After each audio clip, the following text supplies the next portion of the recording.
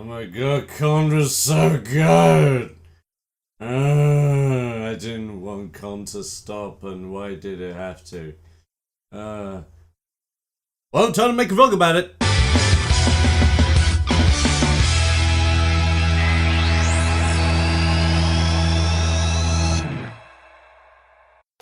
Yo! Ladies and gents, how's it going? I'm the Expert here, right on the tubes. And boy, did I enjoy MCM this weekend. Now, I was supposed to put out a video saying, yo, I'm a Comic-Con, but it failed, basically. Needless to say, I had the video all set up, all rendered out, all ready to go, and I totally forgot to upload it. Go me! But it's fine, like, it's alright, it's okay. The con itself was really fun. Like, I was only down there for the Saturday. It was insanely good, meeting people and just having a really chilled out vibe. I enjoyed it more than I did when I went in May, which is weird. But saying that, I enjoyed it more than I went in May because of the stores, because of what was there game-wise and things like that. Not because of the friendships. The friendships always make it good. So, just to clarify that in case friends are watching this and they're like, oh, I get it. No, shut up.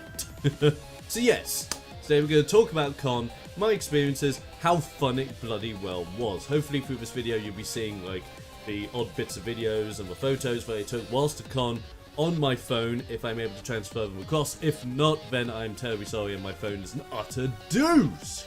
But the main things I want to talk about from Con are the games that I played, and the things I liked and not necessarily liked about Con itself this year.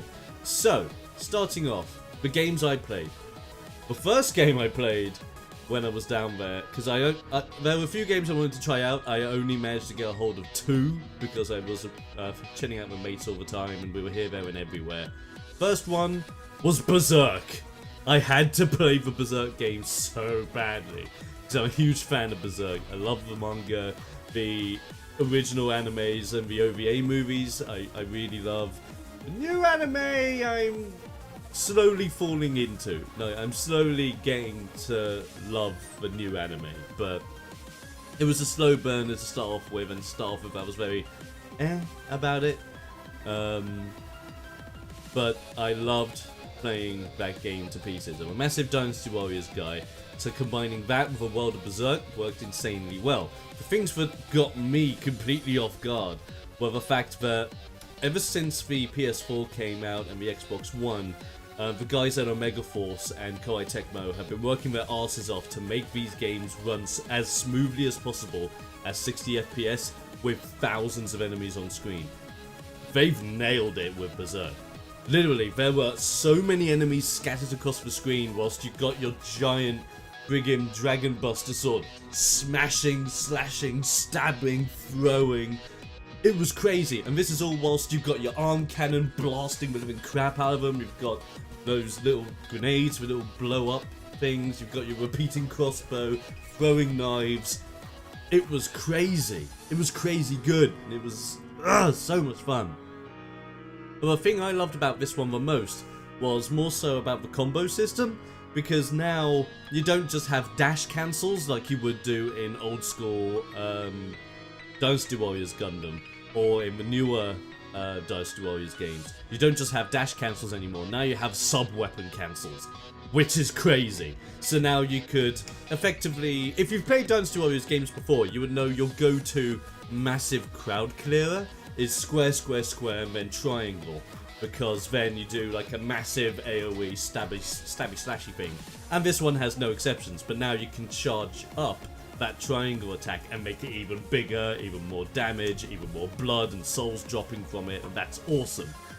But now, let's say for example, I can mix that combo up, so I can go slash, slash, repeater crossbow, slash, slash, grenade, slash, slash, arm cannon, into stab, into throw, into massive swing, into frenzy mode, which is the new Mushu mode that is a staple in Dynasty Warriors games, where you go into a super mode where you do more damage and you look more badass. Then when you fill that gauge up and you fill up your little soul gauge at the corner, you unleash the awesome mega attack. And because you could only play as Guts and in his black swordsman form in this demo, you literally just put the sword on your back and just go, kill everything. Everything about that just screamed amazing. I'm hyped for the game. I'm hyped to see all the other characters, especially my girl Koffing. Yeah, I'm just hyped to see everyone in that game. But yo, the fact that the Berserk armor version of Guts is going to be in that game in some way or form, I can't wait. Because if you have not seen Berserk, and if you have not seen how awesome that armor is, read Berserk. Trust me, you will not be surprised at how amazing that armor is. Or if you want the easy way of seeing how awesome that armor is, definitely check out the death battle between Soul Calibur's Nightmare and Black Swordsman Guts. It's possibly one of my favourite death battles out there, so give that a check.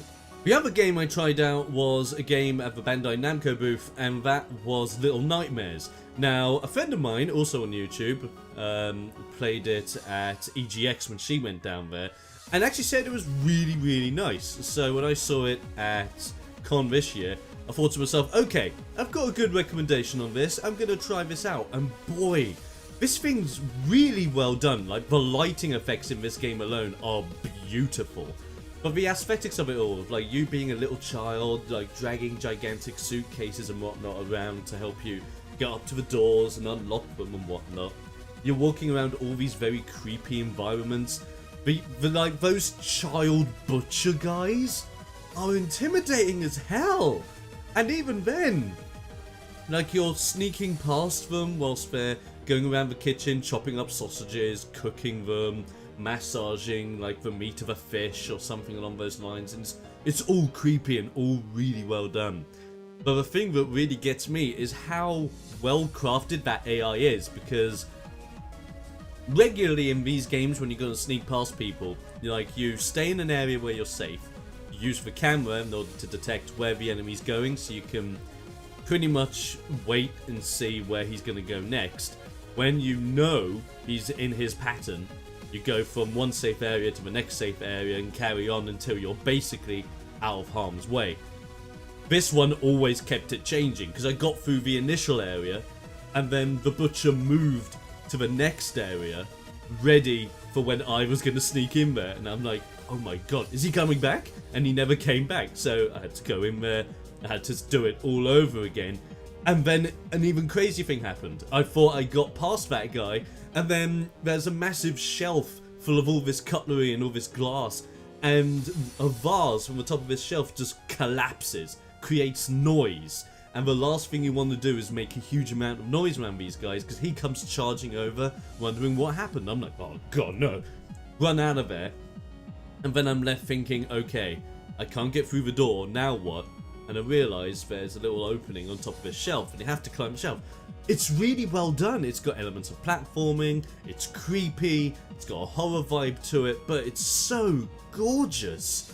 I just can't get over how good this game looks. If you haven't seen it, check out Little Nightmares. It is a really nice little game, and if you are able to play a demo of it before its big release, do it. It was really nice. It was really, really fun. Now, before I talk about Con in general, I will show you my stash of Con that I have back here. Let's have a butcher's. I did treat myself this time with my birthday money that I had in September, and I decided to finally cash in and get the Blu-ray of Cowboy Bebop. It's something I've wanted for the longest time. Last year I cashed in on getting the entire series of Blu-ray of Gurren Lagann, which I also love. But Cowboy's been there from the very beginning, so I finally got it. Love, love, love. But there was one other thing. Because you see, there was an announcement earlier this year that a certain series that I grew up with when I was younger was getting the big Blu-ray release. And I have the entire series on DVD, but when I heard that the Blu-ray was coming, I'm like, no, I'm getting the Blu-ray, because oh my god, this series. Of course, I'm talking about the one and only series you need in your life, Outlaw Star. I've got it on Blu-ray, it comes with a gorgeous art book. And this art book alone is fantastic. Like, old school art from what I believe is like the golden era of anime, because Outlaw Star came out when you had like the first 2 seasons of Tenchi Muyo, you had Dragon Ball Z going, you know, you had all the badass classics going on, including Gundam Wing, might I add. And Outlaw Star is just one of my personal favorites of all time. If you've never checked it out, heavily suggest that you do. The Blu-ray box set is now out. This has every single episode from the series and a 100-page art book. I'm so happy that I have it. Making well. Yes. And as well as that, because I was talking about me playing Berserk, I did get a completely free Berserk poster. So as you see, you got Berserk Band of a Hawk, the video game. It's out on the 24th of February next year, and damn right, I'm going to be getting that thing. Maybe even making videos on it, so keep an eye out for that. But on the back, it's the anime! Oh yeah. And as I said, the Berserk anime at the beginning is hit and miss, but when it gets in, it's worth watching. Like, I've really loved the new series of the anime Berserk. Go check that thing out. Trust me, if you've never seen Berserk, check it. So now for my good and bads about the con. The good. Heck of a lot of fantastic stalls this time around. Not just from like the vlogging YouTube guys who obviously have their products out. Rooster Teeth guys were down there, which were amazing. You had obviously all these different personalities, all the different celebrities. You had a nice wad of variety this year, and I really dig that. I really dig that in its entirety. On top of that, you also had quite a lot of variety when it came to video game wise, because you did have the Namco Bandai booth, and I always like to think that that one is the go-to booth for MCM, because those guys love it. And then you have your Dynasty Warriors games, you have Tales of Berseria that was down there, you have Little Nightmares and a collection of others. They've also have the new movie Power Rangers figures that they had out, which look really nice actually with the new battle suits. They look really cool. And so that was like the booth to be at if you're there for video game stuff or general nerdy memorabilia. But even then, you had a lot of little indie guys set up. You had a mixed bag of all sorts going on. So it was great for that. Now, you can literally go there, only know about TV shows, only know about movies, only know about games, and there is something there for everyone, literally. To the extent where you also had an entire amusement park in one of the exhibition halls, which completely got me off guard. That's the first time I've ever seen that in the XL in London. That was nuts. And I think they put that in there because this is when kids went completely free for this one in October.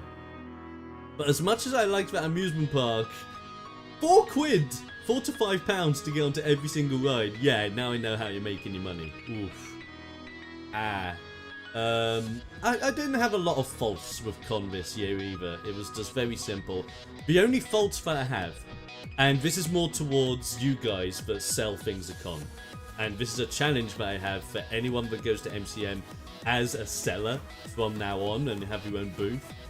This is the second MCM in a row where there have been no signs of a Koffing plushie, and of course I'm talking about the Pokemon Koffing.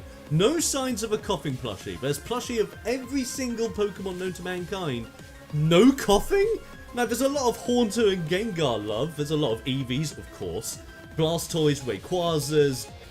There were literally plushies of everything but Koffing. How does that even happen?